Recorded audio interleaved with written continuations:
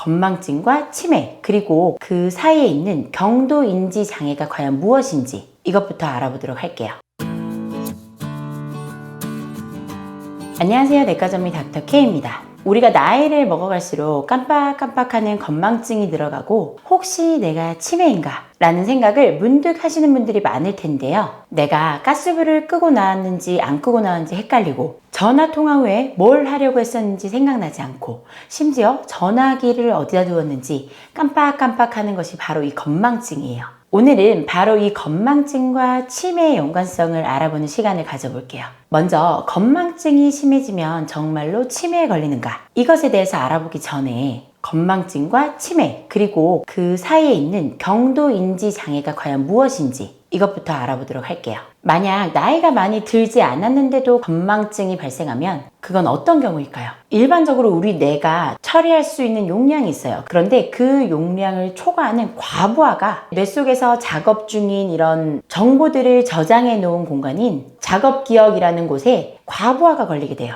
그러면 우리 뇌에서 과부하 때문에 피로감을 느껴서 일시적인 건망증이라는 형태로 나타나게 돼요. 이 작업기억이라는 곳은 사람마다 사이즈가 다 달라요. 평균적으로 젊고 건강한 사람의 경우에는 6개에서 8개 정도 가지고 있다고 생각하시면 되는데, 이 본인이 가지고 있는 작업 기억의 영역을 넘어선 정보가 저장되게 되면 다른 기억을 떠올리지 못하게 된다는 얘기예요. 예를 들어서 저녁에 집에서 온라인 쇼핑몰을 통해서 옷을 구매하려고 했다가 친구의 약속 전화로 인해서 약속 시간, 장소, 준비물 같은 추가적인 정보를 일시적으로 받아들였을 때 내가 과연 온라인 쇼핑몰에서 뭘 사려고 했는지 순간적으로 기억이 나지 않는 상황을 바로 얘기하는 거예요. 그리고 이 노화 과정 이외에도 스트레스를 많이 받거나 수면이 부족한 경우, 우울증이나 불안장애가 있는 경우에도 우리의 작업 기억의 크기가 줄어들어요. 그렇기 때문에 건망증이 더 잘 발생할 수 있어요. 많은 분들이 우리 쓰는 스마트폰, 이 스마트폰도 중독될 경우에 기억력에 영향을 미치게 돼요. 이때 이 스마트폰 중독이 뇌의 휴식을 방해하기 때문에 기억력과 집중력이 다 저하돼서 결국에는 건망증이 발생할 수밖에 없어요. 비슷한 이유로 젊은 층에서도 건망증이 잘 발생하는 이유이기도 해요. 많은 분들이 이제 건망증 다음 단계는 치매 아닌가 이렇게 생각하시는 경우가 있는데, 사실은 건망증 다음 단계는 경도인지 장애라는 단계가 있어요. 건망증과 치매의 중간에 있는 단계인데, 경도인지 장애 판정을 받은 후에 3년이 지나면 50% 정도에서 치매로 발전하기 때문에 사실상 치매 전 단계 이렇게 생각해도 무방합니다. 그렇기 때문에 내가 경도인지 장애 단계에 있다 그러면 그때부터는 적극적으로 치매를 예방하기 위해서 여러 가지 치료를 받으셔야 해요. 이 경도인지 장애는 간단하게 문항들을 통해서 자가 진단할 수 있어요. 자, 옆에 진단표를 보시면 여러 가지 항목이 있는데 이 중에서 8점 이상 점수가 나오시는 분들은 경도인지 장애가 의심되는 상황이기 때문에 신경과에서 진료를 꼭 받아보셔야 해요. 여러 가지 항목, 15개의 항목이 있는데 한번 쭉 읽어보시고요. 본인이 어떤 것에 해당되는지 꼭 한 번씩 체크해 보시기 바랍니다. 이렇게 경도인지 장애 단계를 지나면 모든 사람들이 걱정하는 치매에 도달하게 됩니다. 치매와 건망증은 비슷하면서도 다른 특징이 있어요. 가장 간단하게 확인할 수 있는 방법은 내가 무엇인가를 잊고 있었을 때 힌트를 딱 듣고 그것을 떠올릴 수 있느냐 없느냐의 차이라고 보시면 돼요.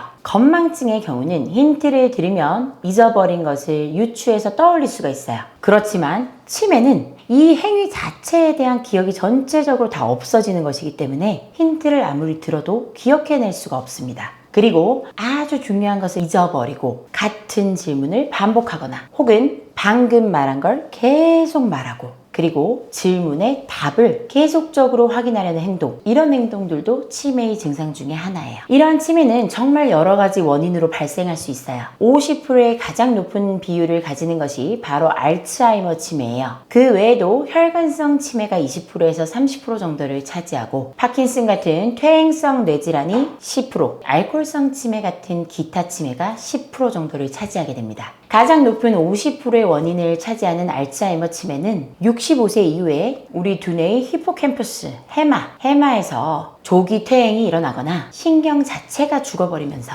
인지기능이 저하되고 기억상실이 발생한다는 특징이 있어요. 정말 많은 연구들이 이루어지고 있죠. 치매는 사실 정말 무섭잖아요. 내가 치매에 걸린다니 이런 생각만 해도 무섭죠. 그래서 정말 많은 연구들이 이루어지고 있어요.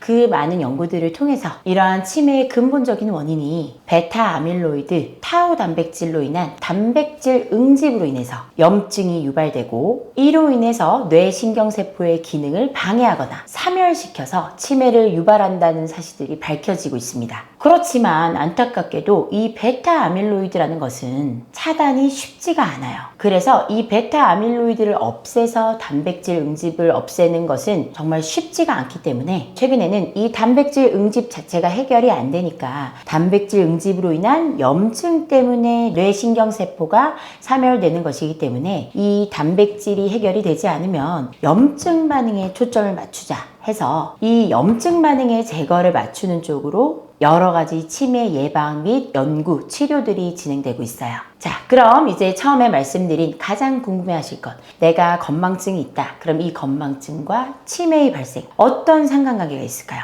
건망증이 있으면 정말로 치매가 생길까요? 결론부터 말씀드리면, 자, 내가 깜빡깜빡하는 단순 건망증이 있다. 이 단순 건망증이 치매로 연결되는 경우는 거의 없어요. 하지만 반대로 치매의 초기 증상이 건망증으로 나타나는 경우는 충분히 있을 수 있는 경우입니다. 즉, 애초에 건망증이 단계를 거쳐서 치매로 발전된다 이런 게 아니고, 건망증이 있는 사람들은 건망증이 있는 거고, 건망증이 치매가 되는 것이 아니고 치매의 증상 중에 건망증의 형태가 나타날 수 있다는 거예요.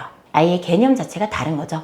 건망증을 둬서 점점점 치매가 되는 것이 아니고 치매의 증상 중에 한 가지가 건망증의 형태로 발생할 수 있다는 겁니다. 그렇기 때문에 여러 가지 검사 후에 단순 건망증인 분들은 너무 걱정하실 필요는 없어요.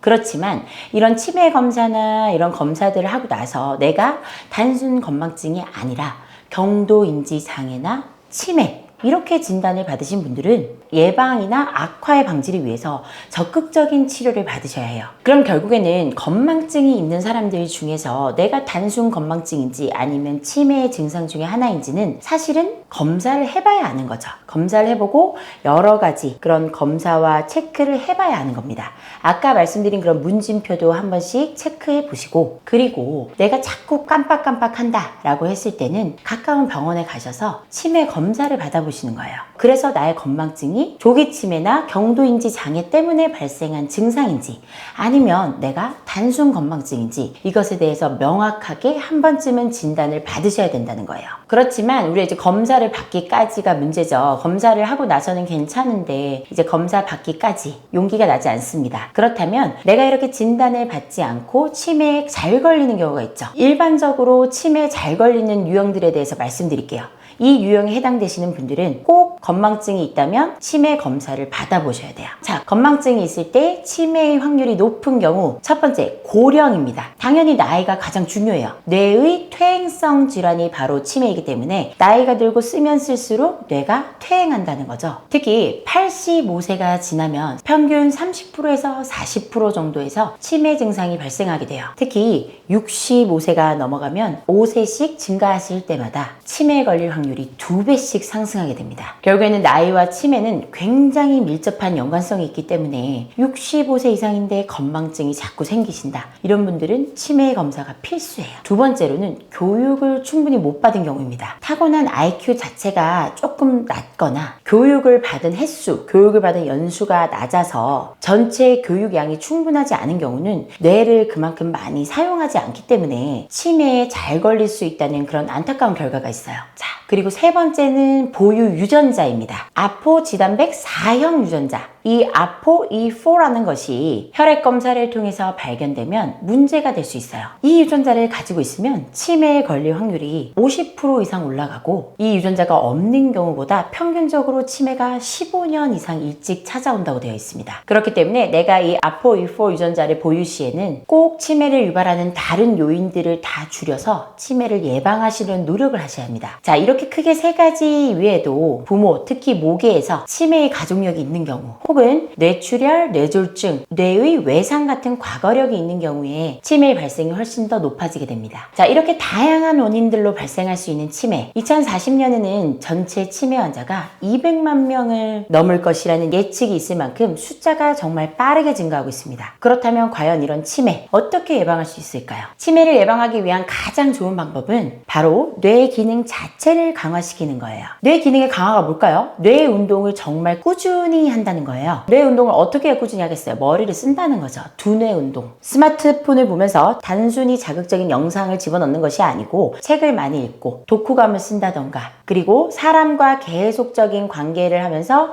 대화를 나누는 것, 그리고 공부도 당연히 들어가겠죠. 수도쿠 같은 머리를 쓰는 게임, 그리고 이제 두뇌를 계속적으로 회전시키고 쓸 수 있는 기억력을 다시금 떠오를 수 있게 하는 게임을 하는 것은 뇌 기능 자체를 강화시키는 데 도움이 되지만, 속설로 알려진 것처럼 화투나 카드, 이런 화투나 카드를 치면 치매에 안 걸린다는 얘기는 이런 화투나 카드 놀이의 사행성 자체가 결과에 대한 보상 때문에 뇌를 긴장시키기 때문에 오히려 치매 예방에는 좋지 않다는 것, 이것을 참고하시면 좋을 것 같습니다. 그러니까 카드 게임이나 화투를 치시는 것은 치매에 도움이 안 된다는 얘기예요. 자, 그리고 또 치매를 예방할 수 있는 것들, 이렇게 뇌 기능 자체를 강화시키는 것이 제일 중요하지만 이것 외에도 추가적으로 치매를 발생시킬 수 있는 것들, 혈관성 치매나 알코올성 치매를 일으킬 수 있는 것들, 혈압, 당뇨, 고지혈증 같은 만성 질환들의 관리가 당연히 중요하겠고, 거기다가 당연히 금주가 중요하겠죠. 이런 것들까지 다 함께 관리해 주시면 치매를 충분히 예방하실 수 있어요.